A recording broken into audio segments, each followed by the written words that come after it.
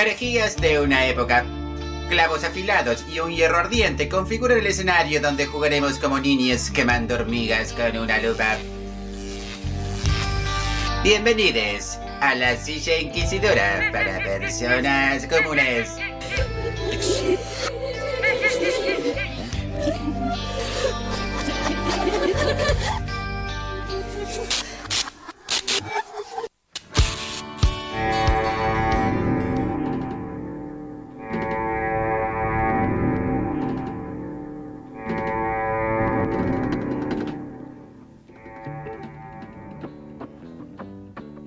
Bueno, estamos de vuelta con la silla inquisidora para personas comunes. Hoy tenemos en la entrevista por llamada telefónica a Marisabel Granda, vocal gremial de ATEN de la rama media y superior. ¿Cómo estás, Marisabel? ¿Nos está escuchando bien? Sí, ¿qué tal? Buenas tardes, muy bien. Bueno, muy buenas tardes. Antes que nada quisiéramos aclararte, Marisabel, quizás algo ya te adelantó Sonia, que esto no es un programa periodístico, digamos, Por supuesto. No es un noticiero.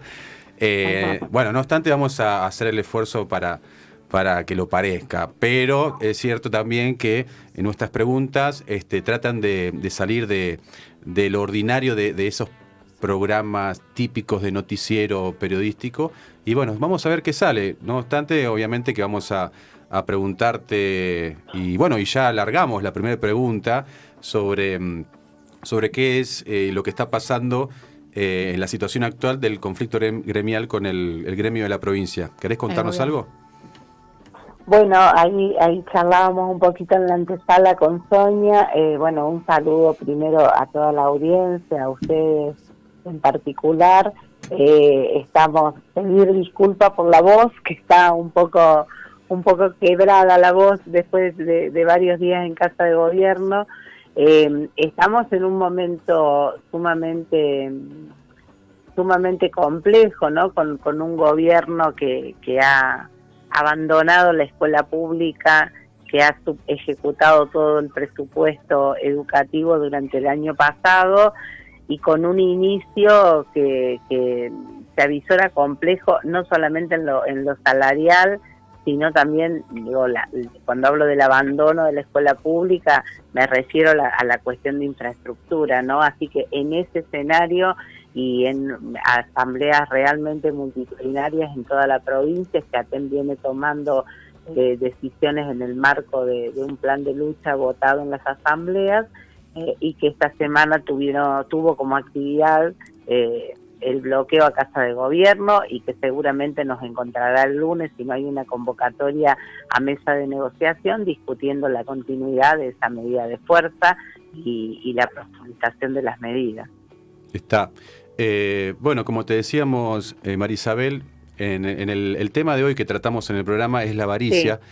Sí. Y en relación a eso, nos preguntábamos si podrías decir que, por lo que contás un poco, que el gobierno provincial peca de avaro, y los docentes que están reclamando un aumento salarial no lo hacen, porque a veces también hemos recibido algún mensaje, crítica. Se han recibido mensajes. Sí, crítica docente, están reclamando un salario. ¿Cuál es la diferencia, no? Para que las cosas queden claras, ¿no? Pensar a un Estado, un gobierno provincial, y a un reclamo salarial, ¿no? ¿Dónde está la avaricia en esta cuestión? Sí, el gobierno provincial ha demostrado esa avaricia. El año pasado, yo siempre uso la frase, no se me ocurre otra idea para graficarlo mejor, que es, alguien puede ser tan perverso de aprovechar una pandemia para no ejecutar el presupuesto aprobado. Bueno, Gutiérrez es esa persona que pudo hacer eso, porque la pandemia nos sorprendió a todos, pero y vaya si nos sorprendió a las maestras y profesoras y profesores. Ahora, de ahí a lo que sucedió en la provincia, realmente hay un trecho muy grande, ¿no? A nosotros la pandemia nos sorprendió, y al otro día en las escuelas estábamos construyendo otra escuela posible, desde nuestras propias convicciones, desde nuestros propios posicionamientos políticos pedagógicos. Y con nuestros propios recursos, Y Marisabel, con nuestros ¿no? propios recursos, totalmente, así se sostuvo la escuela. Digo, estuvimos el lunes pasado en Cutralcó Plaza Winkle, que de donde venimos con Sonia, Sí, exactamente. Sí. y realmente la situación edilicia, digo, no resiste mayores análisis. Digo, es muy evidente lo que sucedió el año pasado en la provincia, porque además la avaricia es tan histórica en la provincia de Neuquén que en marzo del año pasado estábamos en el mismo lugar y haciendo lo mismo que este año, reclamando por salario y por infraestructura. Entonces las escuelas se cerraron por la pandemia, pero se cerraron ya destruidas, ya desatendidas. Y eso, por supuesto, se profundizó ese deterioro con un año de los edificios cerrados, ¿no? Y por ahí nosotros hablamos mucho con las familias de nuestras escuelas, y cuando nos dicen esto de que ATEN reclama salario, lo que le contamos un poco es la historia de nuestro sindicato. Digo, resistimos ese archivo y sabemos dónde ha estado ATEN y dónde está históricamente. Digo, quienes reclaman por lo edilicio, siempre los primeros en denunciar el abandono del Estado son las maestras, los maestros, las profesoras y los profesores. De hecho, hemos pagado con nuestra propia vida las deficiencias edilicias. Totalmente. Sí, la compañera Silvia Roget. Y bueno, digo, el 2007 nos encontraba ese 4 de abril en la ruta, luchando por lo mismo que estamos luchando hoy. Claro. Es muy interesante lo que decís sobre la subejecución o la no ejecución del presupuesto, porque uno entiende a veces cuando habla de avaricia de alguien que acumula, pero también esa persona que acumula lo que muchas veces hace también para acumular es no gastar, ¿no?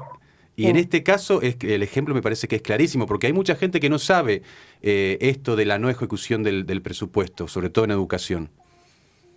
Sí, fíjate que un dato, digo, entiendo que nos escuchan no solamente compañeros docentes, entonces voy a tratar de pasarlo al lenguaje más cotidiano. Un dato real es que nosotros en un momento sin pandemia hay un cargo vacante a la escuela, se llama a la escuela cabecera o a la asamblea de media, se publica ese cargo y todos en asambleas públicas, en el caso de media y superior, vamos y tomamos nuestros cargos de acuerdo a un orden en el listado, ¿no? Sí. Ese sería en el mundo sin pandemia.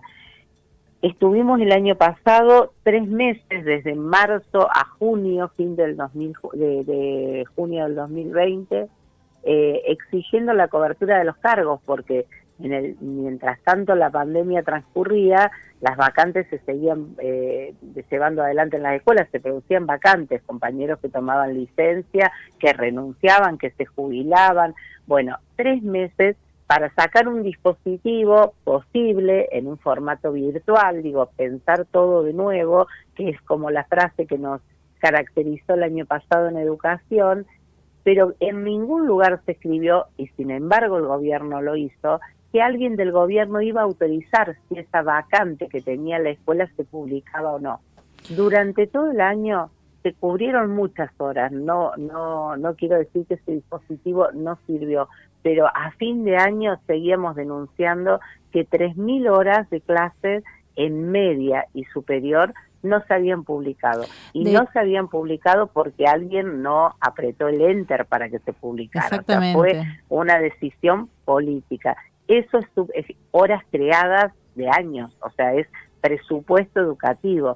Y cuando uno mira y piensa en la situación de pandemia y dice, bueno, tal vez el presupuesto se haya ido a salud, era necesario, pero digo, a las pruebas me remito, ¿no? Sabemos en qué situación ha estado salud, sabemos en qué situación están hoy las compañeras y los compañeros de salud en la calle, al igual que nosotros. Entonces, lisa y llanamente fue una subejecución o no ejecución, como vos decías, del presupuesto educativo, ni hablar de lo que fue garantizar el derecho a la educación a nuestros pibes y nuestras pibas más vulnerables.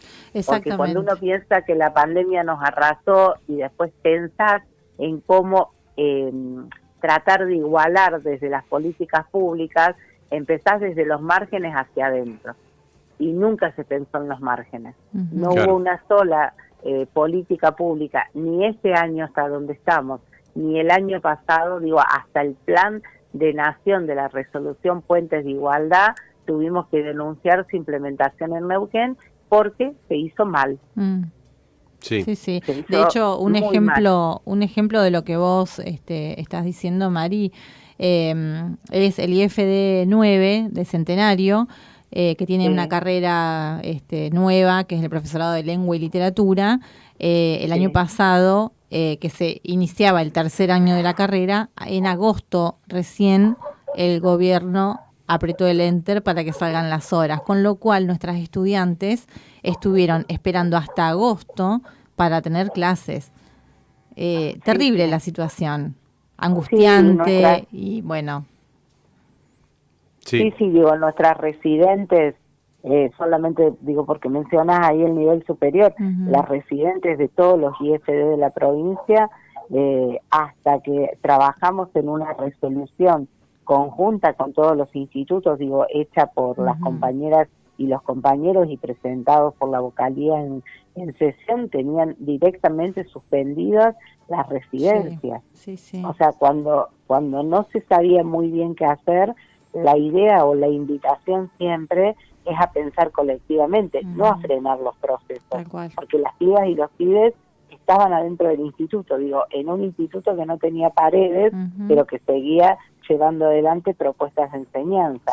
Eso se trasladó a todas las escuelas. La verdad que fue muy diferente el trabajo el año pasado, fue muy intenso, no hay una escuela, no hay una compañera que nos diga, la verdad que la virtualidad tiene cosas, no. La virtualidad profundizó las desigualdades porque no estábamos preparados para eso, porque da mucha impotencia ver nuestras listas de estudiantes con cada vez más pibes afuera, porque eso es lo que nos pasó, y si no se quedaron tantos afuera fue por nuestras maestras y nuestras profesoras, nuestros profesores y nuestros maestros. La escuela pública se sostuvo exactamente por eso, por quienes construimos la escuela pública, y eso obviamente desgasta mucho porque se necesita siempre de la implementación, no estoy diciendo nada nuevo, ¿no? De la implementación de una política educativa que tienda a incluir y no que deje a las docentes y a los docentes en ese estado de pensar solamente desde la escuela. Por eso la vocalía y ATEN en su conjunto hizo tanto trabajo de reuniones colectivas, de armar redes de trabajo con supervisores, con directores, porque era la única manera de pensar juntos cómo hacíamos, por ejemplo, en media, fin de año, para que los pibes y las pibas que no habían tenido conectividad tuvieran otra oportunidad y que la respuesta no sea la repitencia. Claro. Exacto. Sí, en mi caso tengo que decir de paso, ojalá que alguien, no sé, del gobierno esté escuchando esto, por lo que decís vos, Marisael, lo que dijo Sonia. Yo en mi caso me tuve que hacer cargo de una comisión de estudiantes porque no sacaban las horas, y si yo no me hacía cargo, los estudiantes perdían un año, y lo hice gratuitamente, digamos, ¿no? Totalmente. O sea, hubo muchos casos así, digamos.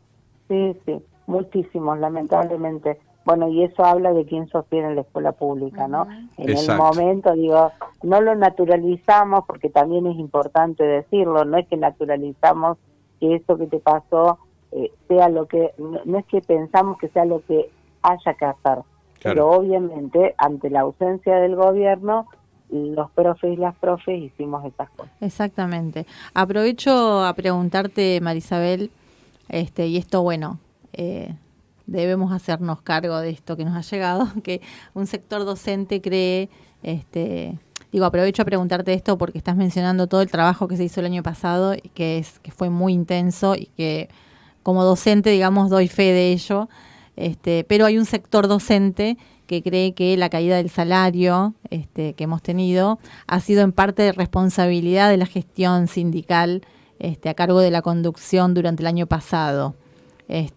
Bueno, no sé si querés dar alguna respuesta. Sí, bueno, también es cierto que, digo, yo de las y los docentes en particular, digo, no, cada uno tiene el derecho de pensar y soy muy de pensar lo que quiera, y soy muy respetuosa en cuanto a esos posicionamientos, y sí, por supuesto, tengo argumentos que a mí me hacen pensar otras cosas, ¿no? También es cierto que hay tendencias dentro de ATEN que para las cuales siempre hablo de las tendencias, no de los docentes, que siempre va a ser responsabilidad de la conducción del sindicato todo.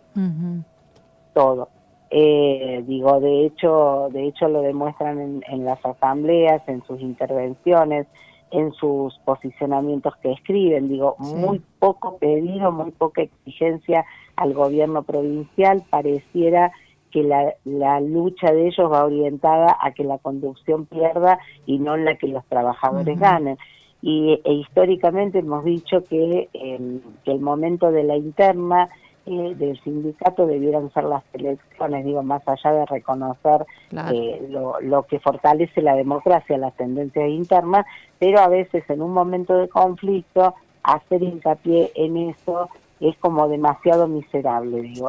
Y hay tendencias que toman esas posturas, digo. Lo que pasó el año pasado, fíjate que el año pasado estábamos en plena discusión salarial cuando la pandemia se desató, e inclusive los sindicatos que ya habían firmado una propuesta que a nosotros no nos cerraba por ningún lado, digo, más o menos parecido a lo que pasó este año hablando de avaricia, digo, después tampoco cobraron el aumento. Claro. Digo, no hubo una decisión política, y obviamente que a nosotras nos sacaron las calles. Obviamente que nos sacaron las calles, y no es porque digo, uno recorre los casi 40 años de lucha de ATEN, digo, no para hablar de la clase trabajadora, sino digo, vamos al contexto, y nuestro lugar siempre fueron las aulas y las calles. Y teníamos poco vínculo con muchos de nuestros estudiantes, por lo que hablábamos hace un rato de las condiciones, y no podíamos estar en la calle, y también nos pedían estar en la calle. Hace un ratito me aparecía en un recuerdo del FEI que el año pasado a esta altura la oposición en ATEN, digo, muy fragmentada, muy segmentada, pero siempre con el objetivo común de ir contra la conducción, nos pedía asambleas presenciales. Digo, nosotros tomamos la decisión de suspender las asambleas presenciales una semana antes de que se declare el aislamiento, porque estábamos convencidos, porque además nos asesorábamos con los médicos epidemiólogos, digo, tuvimos toda esa tarea antes, y uno es conducción y tiene hay que asumir la responsabilidad de ser conducción, porque ser oposición irresponsable es una tarea como demasiado fácil, en la que nunca nos ubicamos aún cuando nos fuimos conducción. Cuando otra tendencia condujo a ATEN, digo, año 2013, 2014, y nos llevó a los peores cierres de los conflictos en nuestro sindicato, también fuimos respetuosos de que esa era, y estuvimos ahí, tal cual, y estuvimos ahí cuando tenían que subir a dar hablar en el camión después de una marcha cuando se cerraba el conflicto, protegidos por otro sindicato para poder subir al camión a hablar, y estuvimos ahí en la calle y marchamos sabiendo que habían levantado un conflicto que nos dejó 40 días de descuento de paro, y en contra de lo que las asambleas habían expresado, que era la continuidad del paro. Así que cuando me hablan de burocracia, digo, los que tenemos un poquito de memoria, porque tampoco pasó hace muchos años, ¿no? Hay que acordarse de todo, no se puede vivir en el eterno presente. Claro.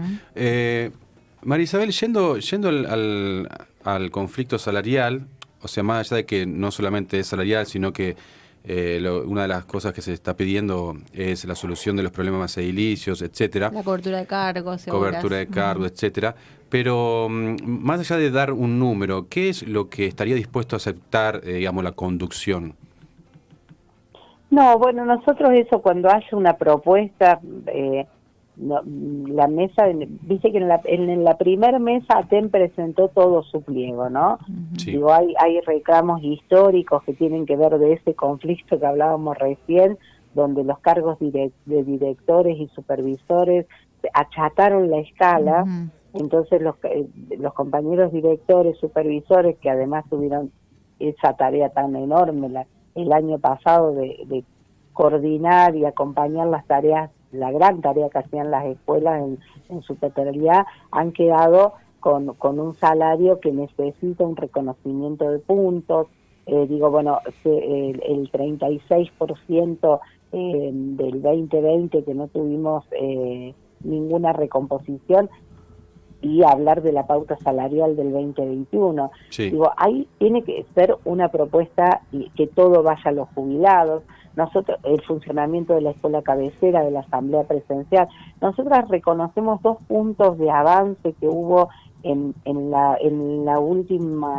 último acta que fue rechazada en las asambleas, que tiene que ver que en el primer artículo se dice que todas las sumas van a ir a los jubilados, y que esa plata la va a poner el gobierno en el instituto.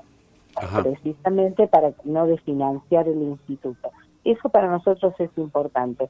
Y hay un compromiso de derogar en la sesión próxima a que se apruebe el acta las resoluciones, o sea, poner en vigencia la asamblea presencial y la cobertura de cargos como se hacía antes.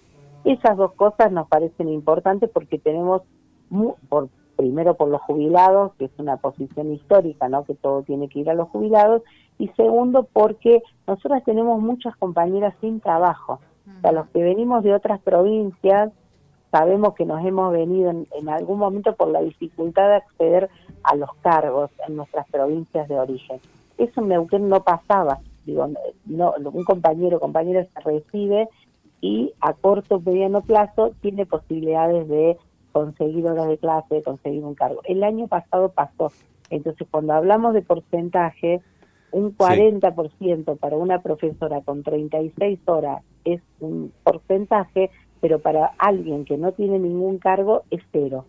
El 40 al 60% es 0. Entonces tenemos que garantizar que pueda trabajar primero para hablar del aumento después de que el porcentaje le impacte.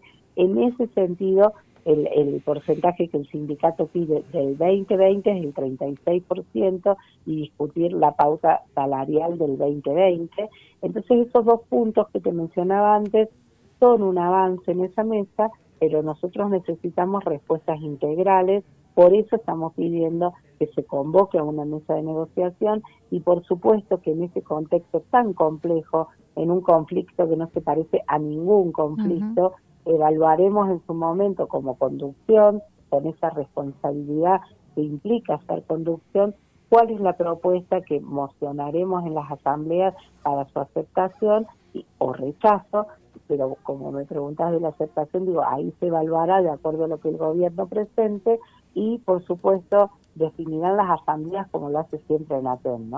Exactamente. Esa es la última palabra, siempre la tiene la asamblea, en eso no cabe dudas. Marisabel, y bueno, más allá de esta coyuntura política, y ya para ir cerrando la entrevista, te queremos preguntar, bueno, ¿qué proyectos políticos gremiales tiene la conducción para lo que queda del año? Y bueno, ¿cuál es la proyección?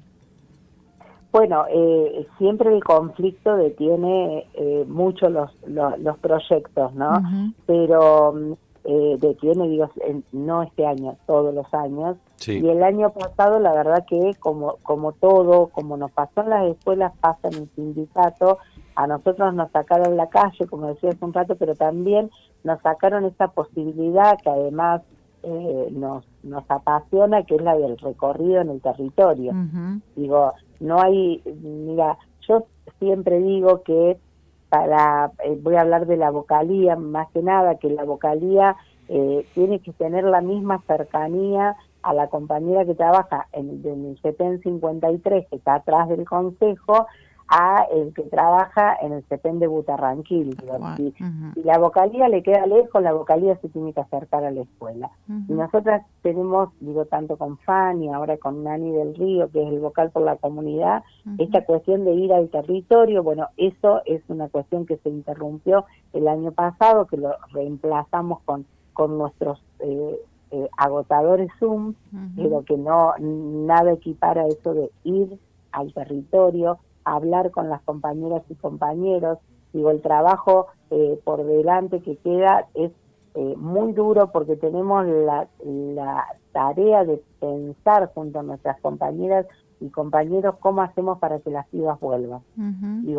Desde el sindicato, no soy comisión directiva provincial, pero uno de los proyectos que tienen como transversal la política sindical que el TEP lleva en ATEN tiene que ver con la formación, tiene que ver con la política de género que llevamos adelante. El otro día en la clase pública hablábamos de todo lo que se ha venido haciendo del 2015 acá, en construir una escuela más habitable para nosotras, para nuestras infancias, para nuestras adolescencias. Tiene que ver, como te decía, para la formación, tiene que ver con la formación con los equipos directivos, con todos los cargos de conducción, y cada una de las secretarías que tienen proyectos específicos, y desde las vocalías, por supuesto, es seguir trabajando con nuestras compañeras y compañeros lo que va a ser la continuidad pedagógica de este 2021, que fue presentado, todo lo que salió de cómo enlazar el 2020 con el 2021 fue trabajo de las vocalías gremiales junto a las seccionales de ATEN, que a su vez convocaron a cada uno de los equipos directivos de toda la provincia. Ese trabajo es el que hace que ser representantes de cobre significado, ¿no? No solamente representar, sino además trabajar con quienes representan, porque si no, que no se confunda el trabajo con alguna cuestión administrativa o de oficina, sería lo peor que nos puede pasar, ¿no? Claro. El trabajo en el territorio. Hay una cosita, porque me toca personalmente. También está en agenda la construcción de edificios, porque hay algunas instituciones que no lo tienen. Y mira, el nivel superior, sobre todo, es un nivel sumamente castigado por la falta de infraestructura, porque durante muchos años, hay edificios que están presupuestados, pero nosotras sabemos, las que tenemos algunos años en el sistema, que a veces el presupuesto, la construcción está en el presupuesto del 2015, en el 2016, en el 2017, y todavía no se hizo.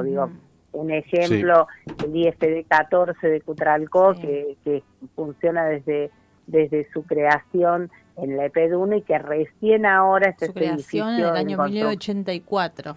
Totalmente. El IFD 5 de Plotier, que funcionó en una heladería durante más de 35 años. El IFD 4. IFD 4, sí. El IFD 4 que en 2 años tuvo Nos mudaron 3 mudanzas. Repentinamente, Marisa. Sí.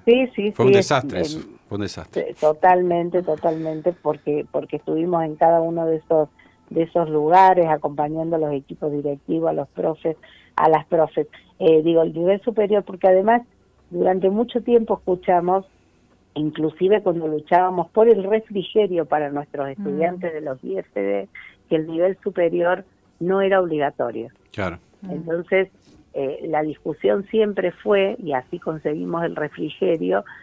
Mirá lo que te estoy hablando, vos me hablas de edificios y yo te digo, nos costó el refrigerio. No, y te lo tengo que preguntar porque es para quienes trabajamos, por ejemplo, en el IFD 4, sufrimos justamente todas estas mudanzas repentinas que generan un montón de problemas, y hace también años, como otros institutos, que lo está esperando. Totalmente. Te decía que con el refrigerio, cuando nosotros íbamos a pedir el refrigerio, nos decían que no era obligatorio, y obviamente el argumento no hay que buscarlo mucho, es muy fácil, no es obligatorio para el que decide estudiar, o sea, estudiar en el nivel superior no es obligatorio, pero para el gobierno sí es obligación garantizarlo cuando define en algún momento sostener la educación superior, que la educación superior sea parte de la propuesta educativa. Está el tema del 14, está en construcción toda una obra no está en construcción porque la pandemia lo suspendió, pero está aprobado y se mudaron de escuela para que precisamente esa obra se lleve adelante en el IFD 3 de San Martín de los Andes.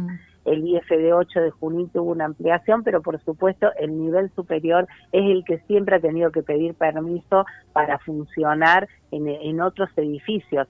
Digo, el 4 no, porque generalmente compartimos los edificios. El 4 no lo comparte, pero pasó todo lo que vos dijiste que pasó, digo, en los últimos 3 años. El IFD 2 de Chosmalal, que hoy es uno de los más grandes porque tiene mucha oferta educativa, se abrieron en los últimos 4 años muchas carreras en Chosmalal, pero hace que el instituto funcione, y con el enorme trabajo que hacen nuestros compañeros de Chosmalal y compañeras, a la noche en un montón de escuelas primarias. O sea, es un instituto que funciona en diferentes lugares, como pasa en San Martín de los Andes también. Entonces, el IFD 15, que es el más nuevo, que funciona en una escuela primaria, que además es sede de supervisión, que además es sede del distrito, el 11, que también en Rincón de los Sauces se mudó en los últimos 2 años, pero que además tanto el 11 como el 15, que son los 2 institutos más nuevos de la provincia, funcionan totalmente a término, es decir, no tienen carreras creadas, tienen carreras creadas a término, con lo que implica pensar la formación docente. Siguen creando carreras a término, pareciera que es un kiosco para algunos la formación docente, que pensamos que este año podemos dar primaria y el año que viene podemos dar geografía, como si fuese lo mismo, y que si fuese lo mismo resolver que el profesor se reubica, cuando en realidad, aunque no se pierdan los cargos, que eso generalmente se puede garantizar, la propuesta de formación docente, digo, quienes trabajamos en el nivel superior sabemos todo el tiempo que lleva conformar una propuesta de formación. Seguro. Exactamente. Bueno, María Isabel, no tenemos más tiempo, te tenemos que despedir. Muchas gracias por tu tiempo y bueno, esperemos que rápidamente haya una buena propuesta, así podemos empezar las clases con toda la dedicación que siempre le dan los compañeros y compañeras. Sí, y también decirte que, más allá de agradecerte, el espacio está siempre abierto para cuando gusten comunicar o expresar lo que necesiten. Bueno, muchísimas gracias a los dos. Bueno, muchísimas gracias Santiago, Sonia, que nos conocemos hace tantos años. Tantos años en la calle, en todos lados. En todos lados. Pero bueno, un abrazo grande a los dos y muchas gracias por la calidez en la nota.